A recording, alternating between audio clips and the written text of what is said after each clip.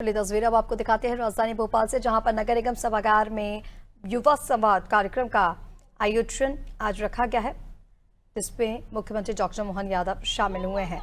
युवा संसद कार्यक्रम नगर निगम सभागार में कार्यक्रम से सीधी तस्वीरें आपको दिखा रहे हैं। हमारे बीच आज प्रदेश के गौरव, प्रदेश के मुखिया हमारे बीच यहाँ उपस्थित हैं। हम सबके बीच यहाँ उपस्थित हैं अपना मार्गदर्शन देने के लिए। अब मैं माननीय रंजीत चौहान जी से आग्रह करूंगी कि हमारे बीच उपस्थित हमारे प्रदेश अध्यक्ष माननीय श्री विष्णुदत्त शर्मा जी का स्वागत करें, वंदन करें। जोरदार तालियां हो जाएं। जी हाँ, और अब मैं आग्रह करूंगी श्री अजय पाटीदार जी से कि हमारे बीच उपस्थित माननीय रोहित चहल जी का, जो राष्ट्रीय महामंत्री युवा मोर्चा है, उनका स्वागत करें। और श्री केपी पवार जी से आग्रह करूंगी कि माननीय वैभव पवार जी का, जो प्रदेश अध्यक्ष है युवा मोर्चा के, उनका स्वागत करें। इसके बाद सुश्री श्रुति सिंह जी से आग्रह करूंगी कि श्रीमती मालती राय जी महापौर जी का स्वागत करें। इसके बाद अंकित गर्ग जी से आग्रह करूंगी कि माननीय किशन सूर्यवंशी, जो नगर निगम अध्यक्ष हैं, उनका स्वागत करें।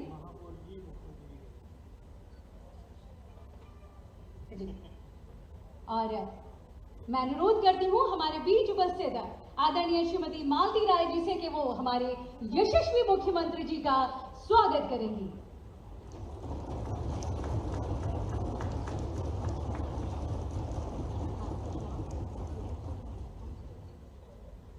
और मैं विवेक शर्मा जी से आग्रह करूंगी कि वो माननीय रविंद्र यति जी, जो हमारे जिला अध्यक्ष हैं, उनका स्वागत करें।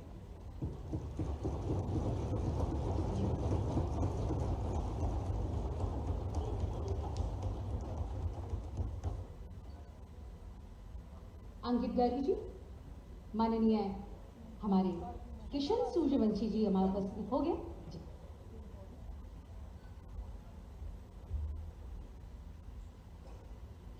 स्वागत वेला के पश्चात, जैसा कि आप सभी जानते हैं, आज जिस महत्वपूर्ण विषय पर आज का ये कार्यक्रम भारतीय जनता युवा मोर्चा मध्य प्रदेश द्वारा आयोजित किया गया है, युवा संसद। जी हाँ, इमरजेंसी यानी आपातकाल के 50 साल पूर्ण हो चुके हैं। 25 जून को संविधान हत्या दिवस के रूप में भी मनाया गया था और हर साल ये घोषणा की गई कि इस दिवस को मनाए जाने की। भारत को, लोकतंत्र को अग्निपथ से गुजरना पड़ा था।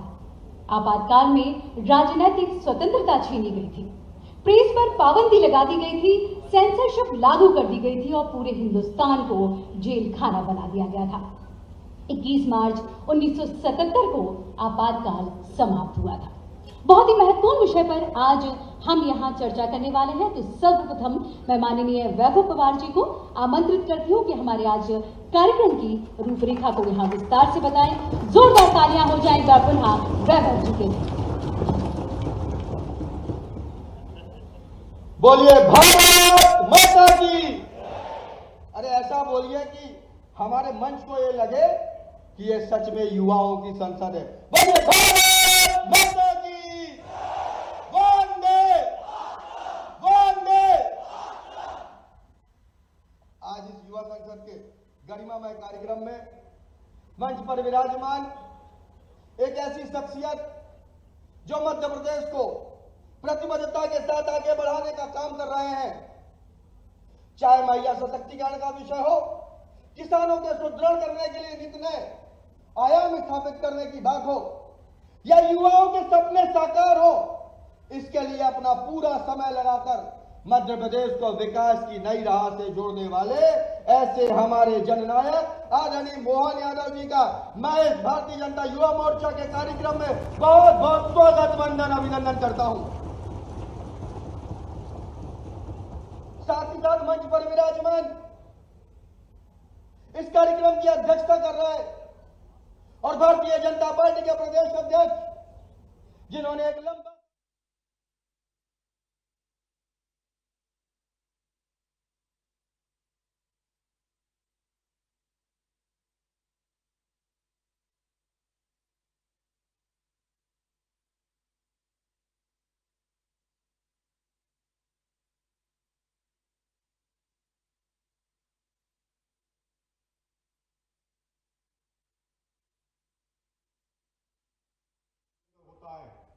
और उसके 50 वर्ष पूरे होते हैं और जो युवा है हमारे, उनको जानना जरूरी होता है कि देश के इतिहास में क्या ऐसा घटा कि देश का जो लोकतंत्र है उसके माथे पे कलंक लगाने का काम कांग्रेस पार्टी के द्वारा किया गया। साथियों, आज से 50 वर्ष पूर्व अगर इस गति के साथ दुनिया के अंदर बढ़ रहा है तो उस समय के लोकतंत्र की हत्या का उल्लेख भी वैभव पवार जी, रोहित चहल जी ने किया। तो उन लोगों ने जो संघर्ष किया उस जमाने के अंदर, जब देश के अंदर लोकतंत्र की हत्या करके 1975 25 जून को, जिसके 50 वर्ष उस कालाध्याय के आज देश के अंदर पूरे हो रहे हैं, उस समय के प्रत्यक्षदर्शी आपके जैसे नौजवान जिनको 16 महीने जेल के अंदर रहना पड़ा, ऐसे आदरणीय विभीषण सिंह जी भाई साहब जो आपके यहां पर बैठे हैं, जो 16 महीने जेल के अंदर रहे, जोरदार तालियों से हमारे उस व्यक्तित्व का हम सब आज नौजवान इस बात का अभिनंदन करते हैं। आज इस युवा संसद में जो मध्य प्रदेश के भोपाल के मेरे नौजवान साथी, जो आज आप सभी उपस्थित हुए हैं और एक ऐसे महान लक्ष्य को लेकर, जिस लक्ष्य के बारे में आज देश के नौजवानों को, जो माननीय प्रधानमंत्री नरेंद्र मोदी जी ने विकसित भारत के संकल्प के साथ आज इसकी शुरुआत भारत के अंदर हुई है और हम उस गति के साथ आगे बढ़ रहे हैं, तो आप जो नौजवान हैं, मैं आप सभी नौजवानों के लिए एक बात कहना चाहता हूं कि तुम युवा हो, काल को भी काल से दिखते रहे हो। तुम युवा हो, काल को भी काल से दिखते रहे हो। देश का सौभाग्य अपने खून, अपनी मेहनत, अपने संघर्ष, अपने टैलेंट और हम अपनी स्पिरिट से, तुम युवा हो, काल को भी काल से दिखते रहे हो। देश का सौभाग्य अपने खून से लिखते रहे हो। ठान लोगे तुम अगर इस देश को नई तस्वीर दोगे और गर्जना से शत्रुओं के तुम कलेजे चीर दोगे। ये जो नौजवान है, जो आज इस युवा संसद के अंदर नौजवान रिप्रेजेंटेटिव आज आप यहां एकत्रित हुए हैं, आज अपनी बात, आपकी आवाज, इस देश की आवाज को आज इस संसद में बुलंद करेंगे। लेकिन रोहित चहल जी ने आपको कहा कि अगर युवा नहीं होता और युवा की यह स्पिरिट नहीं होती, देश के अंदर उस समय जो इमरजेंसी 1975 के अंदर इस भारत के अंदर लगी, केवल इंदिरा गांधी को माननीय न्यायालय ने माल प्रैक्टिस के कारण कि इनके युवा मोर्चा के इस पूरे आयोजन को संचालित करने के लिए राष्ट्रीय नेतृत्व भी यहाँ है, प्रदेश का नेतृत्व भी है और मुझे इस बात की प्रसन्नता है, हमारे माननीय सांसद और यशस्वी अध्यक्ष जी ने विस्तार से सारी बात कर दी। माननीय विष्णुदत्त शर्मा जी, जिनका मैं स्वागत करता हूँ, अभिनंदन करता हूँ। इसी मंच पर मौजूद युवा मोर्चा के राष्ट्रीय महामंत्री, पूर्व मिनिस्टर प्रेसिडेंट दिल्ली माननीय चहल जी का भी अभिनंदन। रोहित चहल जी, हमारे युवा मोर्चा के प्रदेश अध्यक्ष, युवा नेता, आंखों में वैभव के सपने, जोरदार अभिनंदन वैभव भाई को। बैठिए। ये हमारे महापौर जी श्रीमती मालती राय जी, सभापति किशन सूर्यवंशी जी, जिला अध्यक्ष रविंद्र यति जी, इस सभागार में मौजूद माननीय अध्यक्ष जी, नेता प्रतिपक्ष जी, सभापति, क्या मुख्यमंत्री बनाया, प्रधानमंत्री बनाया? अच्छा, प्रधानमंत्री जी। और इस अवसर पर आप सभी यूथ पार्लियामेंट के माननीय सभी, ये आज के इस पार्लियामेंट के, यूथ पार्लियामेंट के माननीय सांसदगण, है ना, ऐसे ही बोलेंगे ना, मंत्रिमंडल भी बनाने में सुना बनाए। देखो, ये है आनंद हमारे बीच, ये होना चाहिए। लोकतंत्र में हमारा इन्वॉल्वमेंट कराने के लिए इस रोचकता के भरोसे से अपने में से जब हमको मौका मिल जाए तो हम क्या करेंगे, ये अपने अरमान सबके दिल में रहते हैं। तो अरमानों का मूर्त रूप लेने के लिए आज आप सब लालायित। मैं 2-4 लोगों से प्रश्न पूछना चाहूँगा, तो आप में से अपन संवाद करके बात कर लें। अध्यक्ष जी, यहाँ तो आपकी अनुमति लगेगी, अब आपकी तो लगेगी नहीं। सभापति जी ने अनुमति दे दी भाई, है बड़े उदार हैं, बहुत अच्छे। मैं ये पूछ रहा हूँ कि आपातकाल के 50 वर्ष हुए और आज इस पे क्यों बात करने, क्या जरूरत है इसकी बात करने की? नेता प्रतिपक्ष से पूछ लेते हैं। मेरा ये मानना है, सबसे पहले आपको अभिवादन माननीय मुख्यमंत्री जी। मेरा ये मानना है, एक मिनट में थोड़ा संशोधन कर दो, या अध्यक्ष को संबोधित करके बात कर लो ना। ये सेक्रेटरी महोदय हैं, अध्यक्ष जी अब जाएंगे।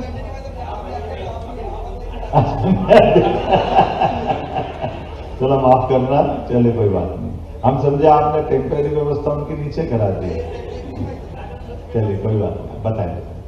मेरा ये मानना है कि हम जब इतिहास को देखते हैं तभी हम सीख लेते हैं। तो आज अगर हम इतिहास का संशोधन करेंगे तभी हम ये सीख पाएंगे कि हमने क्या गलतियां की, हमारी सरकारों ने क्या गलतियां की जो आगामी आने वाली पीढ़ियों को नहीं करनी है और आगामी आने वाली सरकारों को भी नहीं करनी है। धन्यवाद।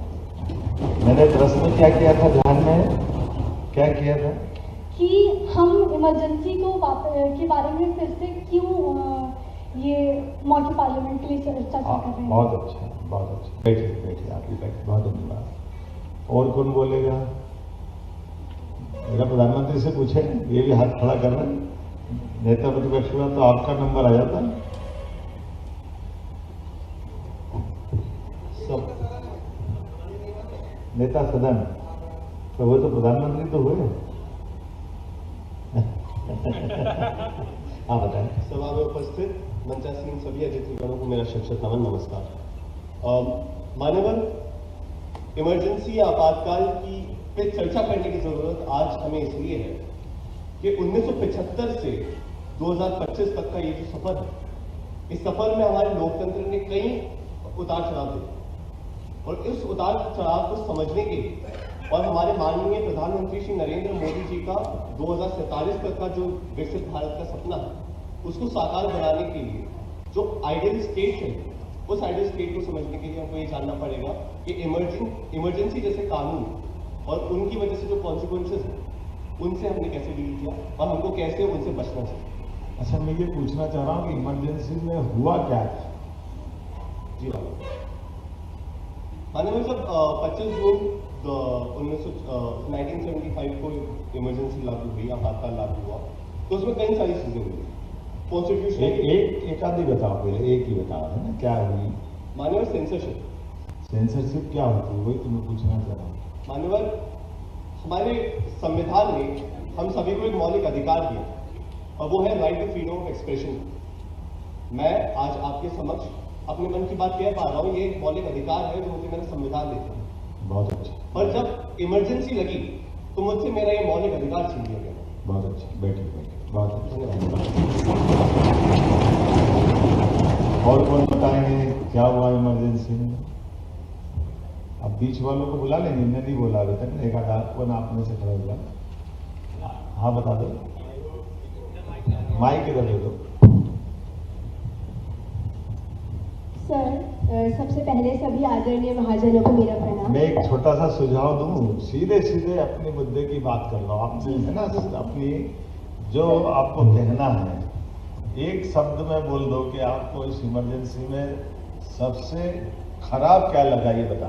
सर, मेरे हिसाब से जो हमारे मूल अधिकार थे, यानी कि हमारे जो फंडामेंटल राइट्स थे, उन्हें छीन लिया गया था, जिसमें अनुच्छेद 14, 19 व 21 भी शामिल थे। इसका मतलब ये है कि ना अब हमारे पास राइट टू इक्वालिटी यानी समानता का अधिकार था, ना हमारे पास फ्रीडम ऑफ स्पीच थी और ना ही हमारे पास जीने का अधिकार यानी फ्रीडम टू लाइफ भी नहीं था। ये सब जीने का भी नहीं था। जी नहीं सर, आर्टिकल 21 तक निलंबित कर दिया। जीने का अधिकार तो थोड़ा ज्यादा हो गया। नहीं सर, अरे एक थोड़ा संशोधन तो कर लो बहन जी। क्या है, जीने का अधिकार जेल में दे दिया है घर से उठा के। Yes. लेकिन जीने का अधिकार तो था भैया, कोई गलत तो नहीं है। जीने का अधिकार नहीं मतलब सबको मृत्यु दंड दे दिया, ऐसा तो नहीं लग रहा ना? नहीं सर, पर जब न्यायपालिका को नहीं, बंद कोई करवाया बात नहीं, आपके लिए ताली बजाओ, बहुत अच्छा बोल रहे हैं। अब दूसरे का नंबर आ जाए, अब जरा आपके हाथ से गया उधर जा रहा हूँ, ये तीसरे नंबर कॉलम पे इधर ले लो। जो खराब लगा वो क्या था, छोटे से मैं बोलूं, बहुत लंबी छोटी बात बोलने में थोड़ा सा ऐसा लग रहा है कि आप बहुत ज्यादा पढ़ के आए हो। पढ़ के तो बहुत अच्छा है, लेकिन अब अपने मन की बात बता दो। सर मुझे लगता है कि बहुत बड़ी गलत चीज ये हुई थी कि नसबंदी हो गई थी, तो बहुत गरीब लोगों से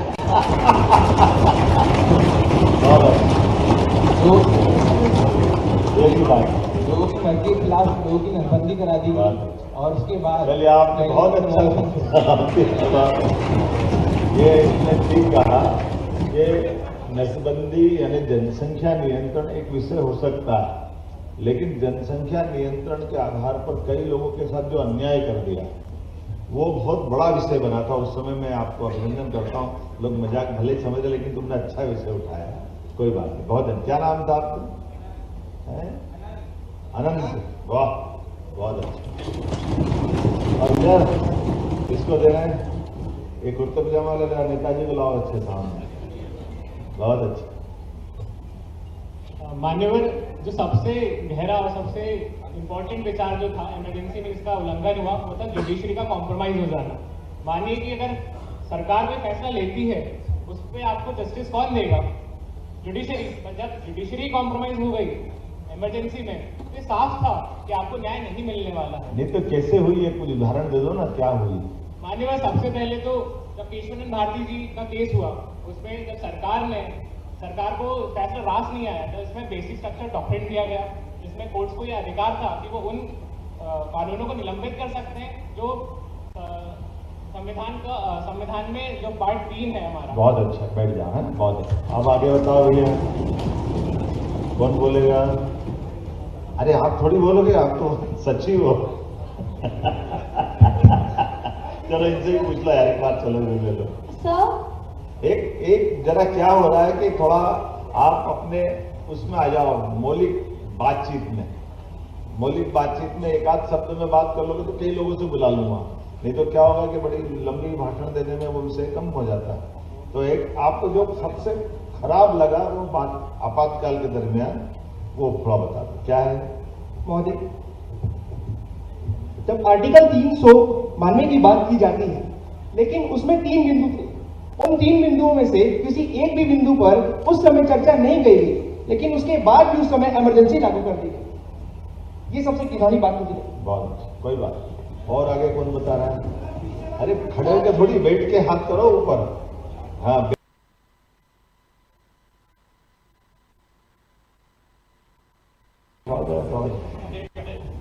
सीधा साधा आदमी को लगना पड़ेगा भाई, मेरे जैसा देखना पड़ेगा। वो आखिरी वाले को बुलाओ जरा, उसको, वो आखिरी बैठा है। हाँ, एक माइक पहुंचा दो भैया उनको। वो जरा, हाँ माननीय, इसमें सबसे महत्वपूर्ण चीज और जो सभी को लगना चाहिए बुरी, क्योंकि प्रधानमंत्री जो होता है कोई भी निर्णय लेता है तो उसे अपनी कैबिनेट से पहले मंजूरी लेनी पड़ती है, कैबिनेट की बैठक लेनी पड़ती है। पर इंदिरा गांधी ने बिना कैबिनेट की बैठक के डायरेक्ट निर्णय लिया और राष्ट्रपति जी के माध्यम से उसको पारित करवा दिया। वाह, क्या नाम आपका? सर समीर सेन। समीर सेन जी। क्या करते हो आप? मैं युवा मोर्चा में नगर महामंत्री कर सीहोर। और पढ़ते लिखते हो कि नहीं? हाँ सर, पढ़ता लिखता हूँ। तो क्या करते हो वही भी तो बता दो। पॉलिटिक्स से करा सर मैंने ठीक। बहुत ठीक है। अच्छा, बहुत अच्छा, धन्यवाद। बहुत अच्छा। और आगे? सर नमस्कार। सर यहाँ पीछे अंतिम पंक्ति वाला व्यक्ति। अरे तुम का अंतिम वाले बैठो, अभी जब तुम बड़े पक्के नेता हो। चलो बोली दो यार, कोई बात नहीं, नाम बता दो। सर मेरा नाम विवेक भास्कर है, मैं निवाड़ी जिले से आया हूँ, जहाँ सर आपको कल जाना है। अरे भाई सर पक्की तैयारी से आए हो। अब तुमसे संभल के बात करना पड़ेगी, कल मेरा घेराव मत कर लेना। नहीं सर, मेरा मानना ये है कि व्यक्तिगत स्वार्थ को देश में आंतरिक अशांति बता देना ये देश द्रोह था, और इस द्रोह के कारण के आपातकालीन जब इस देश पर लगाया गया तो इस देश में एक बहुत बड़ी विसंगति ये हुई कि जिन लोगों ने इस देश की आज़ादी का स्वप्न अपनी आंखों से देखा था, उन्हीं लोगों को जेल में बंद कर दिया गया, उनके साथ क्रूरता की गई, बर्बरता की गई, नसबंदी हुई। और जो इस देश अरे रे भाषण लंबा हो गया। सबसे खराब क्या लगा ये बता दो एक शब्द में। सर मुझे सबसे खराब ये लगा कि नसबंदी हुई और संविधान। अरे वो तो हो गई पहले, अब तो आप जो आगे बढ़ाओ। दूसरा आप और कोई जो विषय छूट गया वो बताओ। सर एक अतिरिक्त आगे कर रहा हूँ। अब हो गया, आप तो कोई आपको एक आध आइटम बताना तो बता दो। देखो प्रधानमंत्री जी आपके दल के लोग मानते ही नहीं है। सर मेरे जिले में विधि महाविद्यालय हो जाए, मेरा आपसे अंतिम आग्रह है सर। अरे ये कहाँ से हो गया बीच में? ये विधि महाविद्यालय हो गया। बहुत धन्यवाद, जरूर करेंगे, है ना, चिंता मत करो। हाँ मंत्री जी प्रणाम, आप सभी को नमन करता हूँ। मुझे जो सबसे खराब चीज उसमें लगी, उसको मैं सिर्फ 4 अपनी कविता की पंक्तियों से बताऊंगा। तुम कवि हो क्या? नहीं, मैं सिर्फ 4 लाइन बताऊंगा। हमने तो सांसद ढूंढा था कि धीमी धीमी चाल ये भूचाल हो गई थी, धीमी धीमी चाल ये भूचाल हो गई थी, हाथ की कलम कहीं उदार हो गई थी, ये तिरंगा किसी का रुमाल हो गया था और व्यवस्था कहीं गुलाम हो गई थी। इसलिए चले थे इंकलाब के लिए और हम जले थे आफताब के लिए। अब ये मेरे को ये समझा दो कि आपने इसमें एक बात क्या बोली? एक बात ये हुई सर के पूरी तरह से कविता में घूम गया लंबा चौड़ा। पूरी तरह से जो व्यवस्था है वो पूरी ठप हो गई थी। कई लोगों को जेल में डाल दिया गया, पत्रकारों के अधिकार छीन लिए गए। अब मैं कभी नहीं हूं ना, मेरे पल्ले पे पड़ी थी इसलिए मैंने पूछा था। चलो इधर वो कौन उठाएगा हाथ? एक कोई मासूम चेहरा कौन दिख रहा है? ये भैया बुलाओ, ये बीजेपी वाले को। हाँ ये देखो, ये बहुत नमस्कार, प्रणाम मुख्यमंत्री महोदय। सर उस टाइम में मुझे जो सबसे गलत लगता है कि जो छात्र नेता जिन्होंने सर की उनका विरोध किया था उस समय की सरकार का। अरे सरकार का विरोध क्यों करा? सरकार ने क्या करा पहले ये बताओ ना। सर उन्होंने जो इमरजेंसी रूल अप्लाई किया था। इमरजेंसी रूल क्या अपना है? सर बोलने की जो आजादी होती है वो छीन ली। ये तो इतनी बार बोल लिया सब। दूसरा कोई विषय बताओ जो जी सर, जो उनको जेल में बंद कर दिया गया था सर, वो गलत था छात्रों को। अच्छा, जो खुले थे उनके लिए क्या कर रहे थे? जेल में बंद कर दिए तो ठीक है, लेकिन जो खुले थे उनके लिए तो कुछ था ना। कोई बात नहीं, चलो है ना, आगे बताओ। और कोई भी हाँ ये हाँ बहुत देर हो गई, जरा बहन जी बुला लो। सबसे पहले आज हमारे देश में विपक्ष के कई नेता बोलते हैं कि देश में तानाशाही आ गई है, लोकतंत्र खतरे में है, संविधान खतरे में है। वो ये भूल जाते हैं कि आपातकाल के टाइम पर न जाने कितने बड़े विपक्ष के नेता को अकारण गिरफ्तार कर दिया जाता, चाहे वो अटल बिहारी वाजपेयी हो और चाहे वो लाल कृष्ण आडवाणी हो। बहुत अच्छा नाम बहन जी आपका?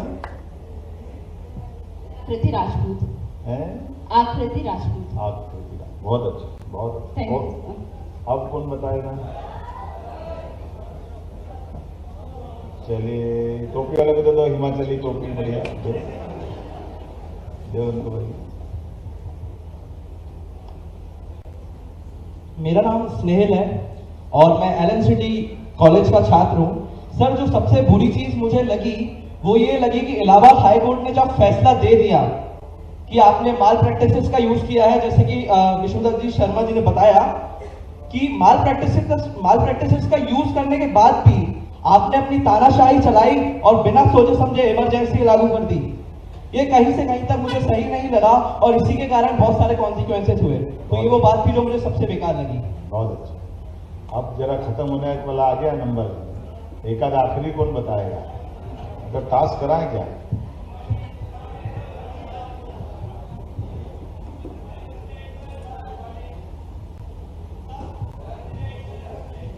तुम होशियार हो, माइक पहले हाथ में ले रहे हो, हाथ ऊंचा कर रहे हो।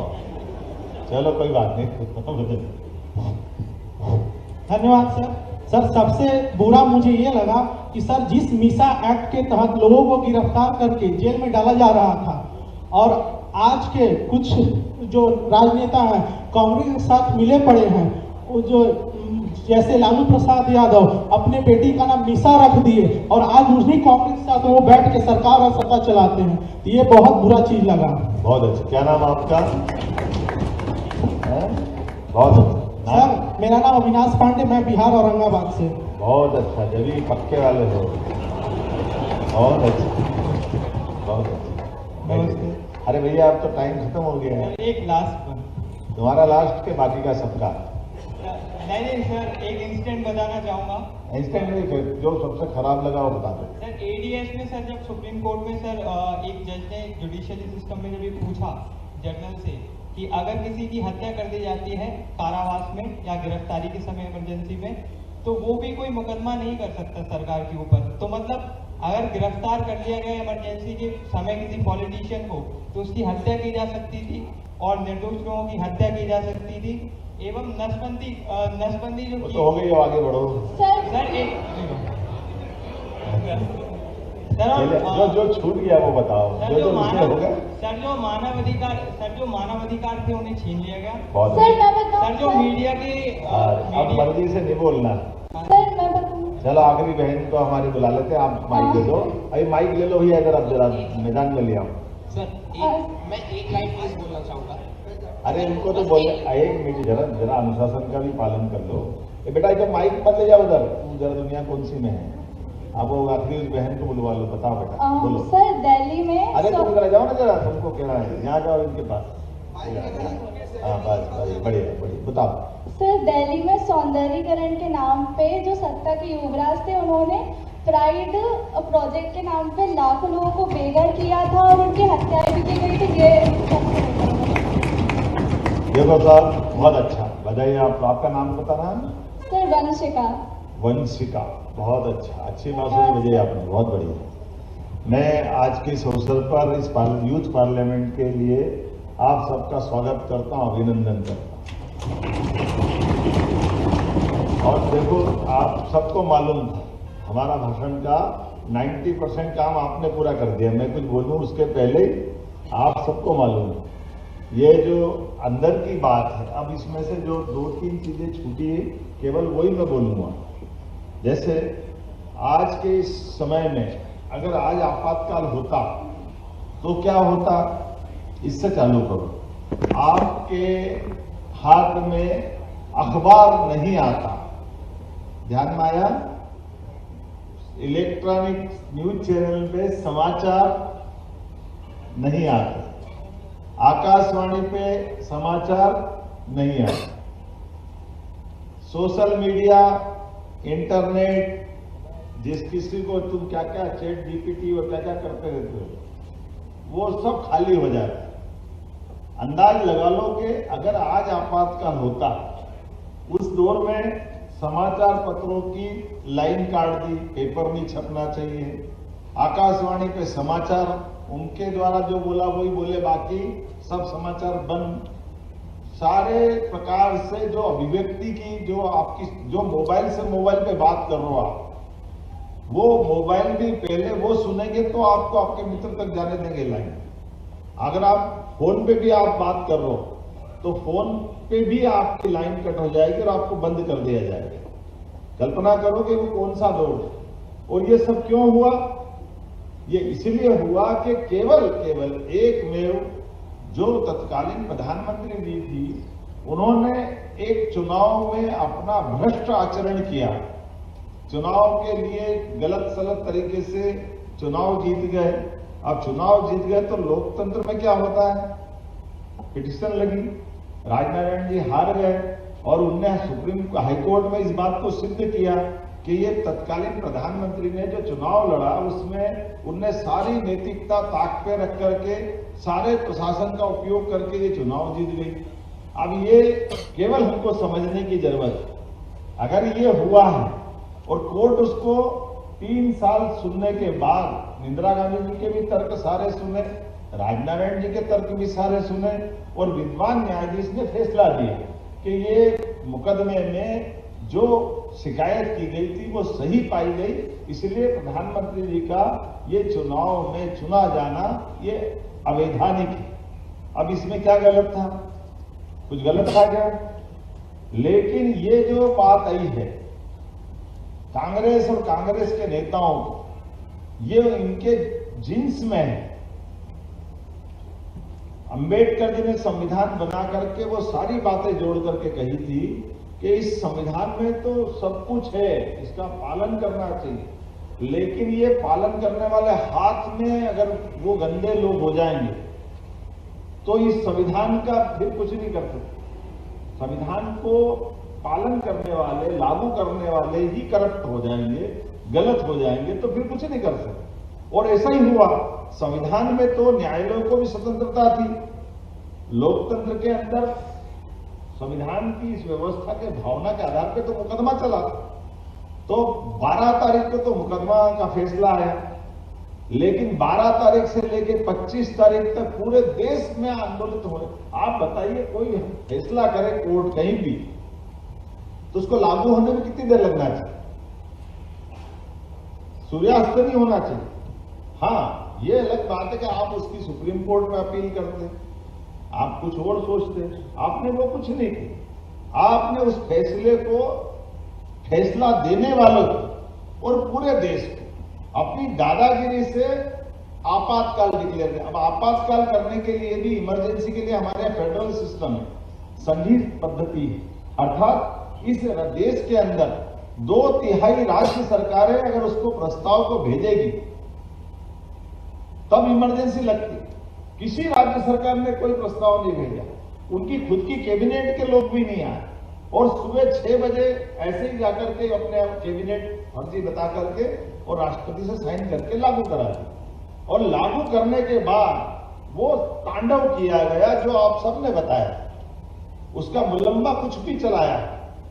तो ये अगर मूल रूप से संविधान को न मानने वाला संविधान की आत्मा के साथ हत्या करने के बराबर हुआ कि नहीं हुआ?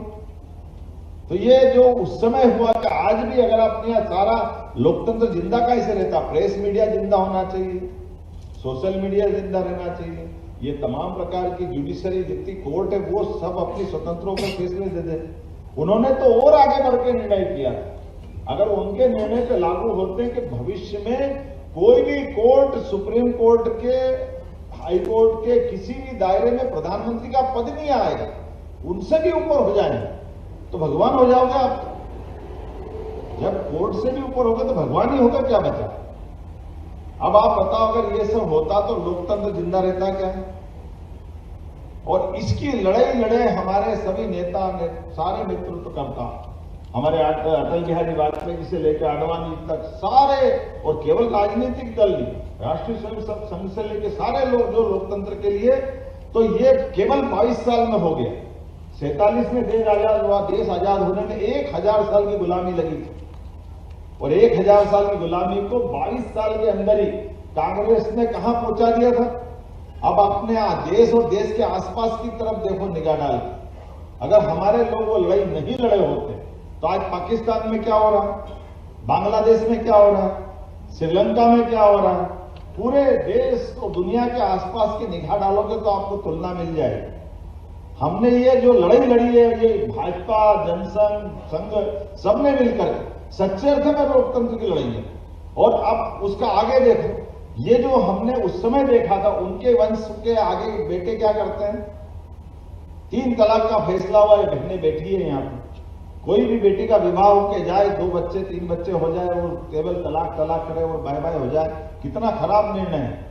जिस माँ बाप की बेटी घर से जाती है उसकी आत्मा से पूछो, जिस बेटी पे गुजरे उसके ऊपर बीती हुई बात क्या होगी। लेकिन दुर्भाग्य के साथ कहना पड़ रहा है, ऐसे खराब कानून को आमतौर पर मान के चले पॉलिटिकल पार्टी डिसाइड नहीं कर पाती, तो कोर्ट ने निर्णय कर दिया, सुप्रीम कोर्ट ने। लेकिन सुप्रीम कोर्ट के लिए गए निर्णय को भी बदलने का पाप किसने किया? इंदिरा गांधी जी के बेटे ने किया, वर्तमान के नेता प्रतिपक्ष के पिताजी ने किया। वही लाइन है, जो मां कर रही वो बेटा कर रहा, और बेटे का फिर बेटा कर रहा। वो आप राहुल गांधी जी क्या कर रहे हैं? वो भी उसी लाइन पे चल रहे। मनमोहन जब पक्ष में थे तो क्या कर रहे थे? पक्ष में थे तो वही कर रहे थे। मनमोहन सिंह जी चुनी हुई सरकार के प्रधानमंत्री, दुनिया का सबसे बड़ा लोकतंत्र भारत, और उसकी पार्लियामेंट्री बोर्ड के आधार पर सर्वाधिकार संपन्न कैबिनेट ने निर्णय किया। उस कैबिनेट के निर्णय को फाड़ करके मनमोहन सिंह के मुंह पे फेंकने का काम कौन कर रहे हैं? वापस वही कांग्रेस के लोग कर रहे हैं। और इनके माध्यम से अब फिर दूसरी नाटक, जब अपोजिशन में आ गए तो संविधान खतरे में, क्योंकि इनके भ्रष्टाचार के आरोप लगे। तो जो दादी ने नहीं माना था, वापस ये कह रहे हैं जब इन पे ये आरोप चल रहे हैं और सब पे जब जमानत तक के मुकदमे चल रहे हैं तो ये कह रहे हैं कि तानाशाही हो गई, तानाशाही हो गई कि लोकतंत्र आ गया। आपके ऊपर छोड़ता हूं, तानाशाही आई है। अगर कोर्ट के लिए तो सब बराबर, राजा हो या रंग, अपोजिशन वाला हो या पक्ष वाला, सबके लिए बराबर है। अगर उन पे मुकदमे चल रहे हैं तो ये मोदी जी गलत कर रहे हैं क्या? लोकतंत्र में होना चाहिए कि नहीं होना चाहिए? और बताओ, अब ये चुनाव हार गया तो मशीन खराब, और चुनाव जीत जाए तो यहां तो ठीक है, वहां गड़बड़ है।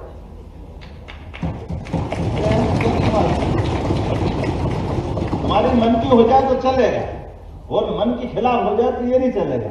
तो मैं आज आपके बीच में ये इसलिए बात कर रहा हूं कि लोकतंत्र की हमारे इस देश के अंदर जड़े हजारों साल से, और हजारों साल में मैं आपको 2-3 नाम बताऊंगा केवल। श्री कृष्ण भगवान ने अगर द्वारका में अपना राज्य का आखिरी समय रहा तो उन्होंने अपने बच्चों को राजा नहीं बनाया। आप इतिहास उठा के देख लेना। विक्रमादित्य ने अपना शासन चलाया, सुशासन चलाया, उनने अपने बच्चों को नहीं बनाया, क्योंकि लोकतंत्र की जड़ें हमारे यहाँ देश में समर्थ है, सक्षम है। इसीलिए हमारे बीच में अटल जी भी सरकार चला के गए तो लोकतंत्र सुरक्षित है। मोदी जी भी आज बता रहे हैं, जो कह रहे हैं कि एक परिवार से क्यों आना चाहिए, किसी भी परिवार का आना चाहिए। इसलिए गाय वाला यहाँ और देश में चाय वाला प्रधानमंत्री मुख्यमंत्री बन रहा है, ये लोकतंत्र की रीत है।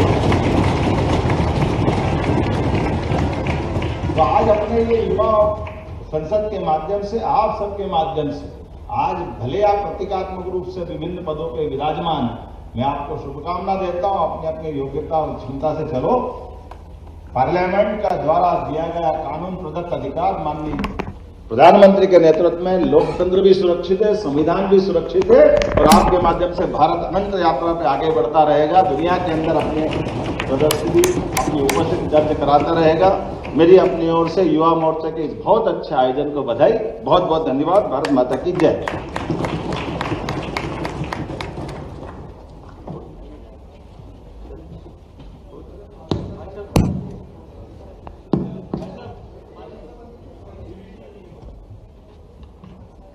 बहुत बहुत धन्यवाद आदरणीय मुख्यमंत्री।